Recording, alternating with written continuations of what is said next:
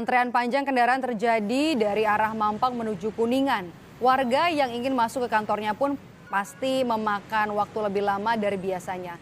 Selain disebabkan tingginya volume kendaraan di hari pertama masuk kerja, kemacetan juga terjadi akibat penyempitan jalan imbas dari proyek pembangunan underpass Mampang mengarah ke Kuningan. Inilah gambaran keadaan di jalan raya yang kita alami setiap hari, apalagi di jam-jam sibuk kerja atau sekolah. Kesal, marah. Kadang kita merasa terhambat untuk sampai ke sekolah atau kantor karena ada lampu merah dan padatnya kendaraan. Tapi tahukah sahabat, hambatan salah satu manfaatnya ternyata dapat mengatur laju kendaraan yang melintas dan kita dapat terhindar dari kecelakaan.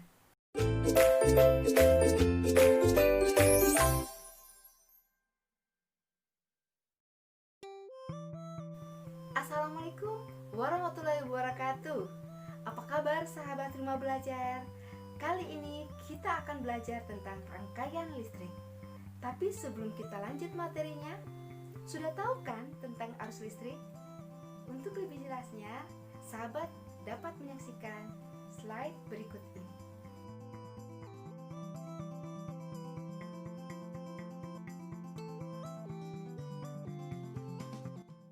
Kita akan membahas materi pertama. Pada dasarnya, alat listrik bersifat menghambat arus listrik. Hubungan antara arus listrik, tegangan, dan hambatan dapat diibaratkan seperti air yang mengalir pada suatu saluran. Orang yang pertama kali meneliti hubungan antara arus listrik, tegangan, dan hambatan adalah Georg Simon Ohm, seorang ahli fisika Jerman. Hubungan tersebut lebih dikenal dengan sebutan hukum Ohm. Jika hambatan listrik resistor dilambangkan dengan R, satuannya adalah ohm. Beda potensial dilambangkan dengan V, satuannya volt, dan kuat arus dilambangkan I, satuannya ampere. Hubungan antara R, V, dan I secara matematis dapat ditulis sebagai berikut. Oke sahabat, kita akan masuk pada materi kedua. Perhatikan gambar berikut ya. Mobil yang masuk dari jalur utama akan berpisah di persimpangan jalan dan menuju tujuan masing-masing. Jumlah mobil yang masuk dan yang keluar jalur akan tetap sama. Hal ini juga berlaku pada listrik.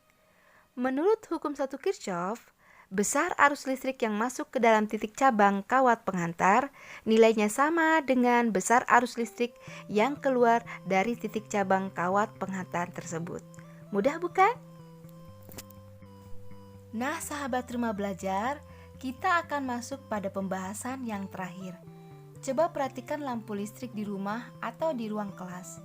Ketika menyalakan lampu, tentunya sahabat akan menekan saklar yang terpasang di dinding. Jika satu saklar ditekan, maka lampu akan menyala. Tetapi mungkin lampu di ruangan lain tidak ikut menyala. Atau ketika sahabat menekan saklar, ternyata lampu di beberapa ruangan akan menyala bersamaan. Mengapa dapat terjadi demikian?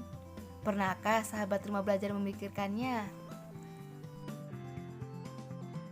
Tahu nggak? Rangkaian listrik terdiri atas 2 jenis, yaitu rangkaian seri dan rangkaian paralel. Untuk ciri-cirinya, silahkan disimak ya.